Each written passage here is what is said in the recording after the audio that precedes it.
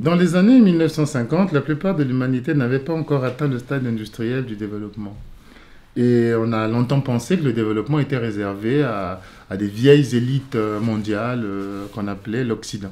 Mais petit à petit, la plupart des pays ont réussi à trouver la formule pour arriver au développement et pour vivre comme les autres, à tel point qu'aujourd'hui, le centre de gravité de la finance mondiale a basculé de l'Europe vers l'Asie.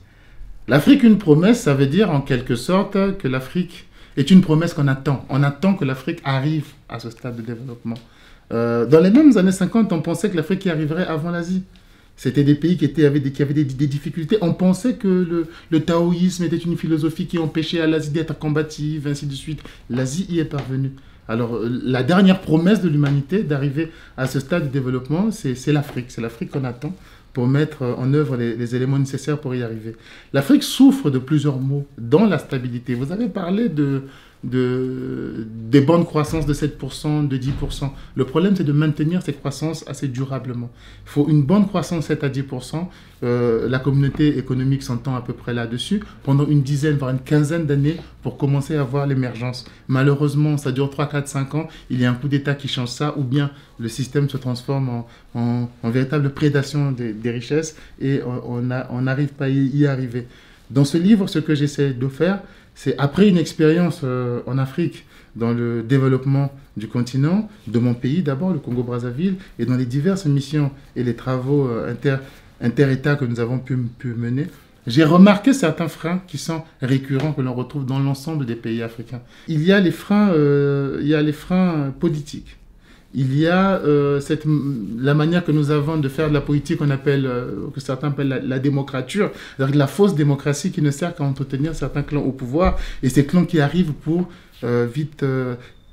prendre les richesses du pays et non pour en produire. Nous avons une vision économique qui est celle de la consommation, de la prédation, plutôt que de la production des richesses. J'ai souvent une image que je donne où je dis que l'Europe, peut-être à cause des saisons, s'est construit philosophiquement en préparant l'avenir. Parce que si en Europe, si on ne cultive pas l'été pour vivre les jours difficiles d'hiver, on meurt.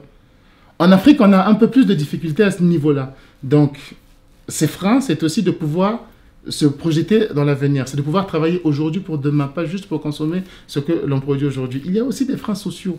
Il y a énormément de freins sociaux en Afrique. L'Afrique est une terre de contraste dans laquelle beaucoup de gens ne jouissent pas des libertés dont ils devraient jouir. Les ethnies, toutes les ethnies n'ont pas le même pouvoir. Les hommes n'ont pas le même pouvoir que les femmes, les jeunes par rapport aux vieux, et ainsi de suite. Il faudrait lever tous ces freins-là. Il y a des freins pratiquement à tous les stades que j'essaie de développer. La communauté internationale aussi a ses erreurs. Le FMI a des solutions qui bien souvent ne servent qu'à essayer de maintenir un bon niveau de gestion, mais ne prévoient pas le développement au-delà de la bonne gestion. Si bien qu'il y a des pays qui se retrouvent très bien gérés pendant longtemps, c'est le cas du Ghana, des pays qui se retrouvent plutôt pas mal gérés pendant longtemps, mais qui ne décollent pas. C'est le cas du Rwanda.